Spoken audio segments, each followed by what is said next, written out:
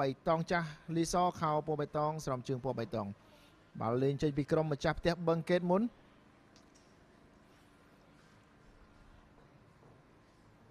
បាទចំណុចនេះម៉ាត់នរុនដែលជាខ្សែប្រយុទ្ធបាទមួយរូបរបស់បឹងកេតប៉ុនប៉ងតែរំលងរបាទីបន្ទាប់មកទៀតអ៊ីវសវណ្ណារាត្រង់នេះហើយដែលបង្កើតបាននៅការនាំមុខគ្រាប់បាល់ទី1តាមរយៈការទទួលបាល់ឲ្យទាញផុតពីអុកដេវីនទាត់បញ្ចូលទីដែលប្រើជើងឆ្វេង Iago Bento Fernandes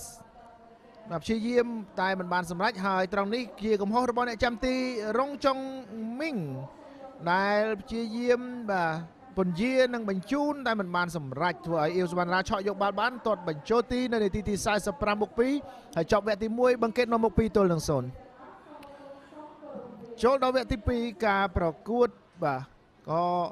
បន្តយ៉ាងសស្រាក់សស្រាំហើយត្រង់នេះបាទការទះបាទកែងជើងដើម្បីរកឱកាសកាត់បាទរបស់កីឡាករបាទ live តែមិនបានសម្រេចហើយនេះហើយដែលជាការបាទសង្គ្រោះបាល់បាទជះមិនបានឆ្ងាយធ្វើឲ្យ Lewis Willy ទាត់បញ្ចូលទីបានសម្រេចបាទត្រង់នេះការលូកបាទរុញបាល់ឲ្យផុតប៉ុន្តែក៏បាទមិនទទួលបានបាល់ពីនៃពេណាល់ទីនោះទេ Lewis Willy ព្យាយាមលោតតែមិនពេញក្បាលល្អនោះឡើយបន្តមកទៀតការប៉ុនប៉ងរបស់បាទម៉ាត់នរុនចំជំហររបស់អ្នកចាំទីរុនចុងមីងហើយចុងក្រោយលោកអាញាកណ្ដាលឆនបញ្ញាក៏បានផ្លុំកញ្ចែបញ្ចប់ការប្រកួតជាផ្លូវការបង្ហាញថាបឹងកេតរកបាន3ពិន្ទុនៅក្នុងសប្តាហ៍ទី12នៃលីកកំពូលកម្ពុជា Cambodian Premier League តាមរយៈជ័យជំនះ3-0លើក្លឹបបាល់ទាត់ Live ខេត្តព្រះសីហនុ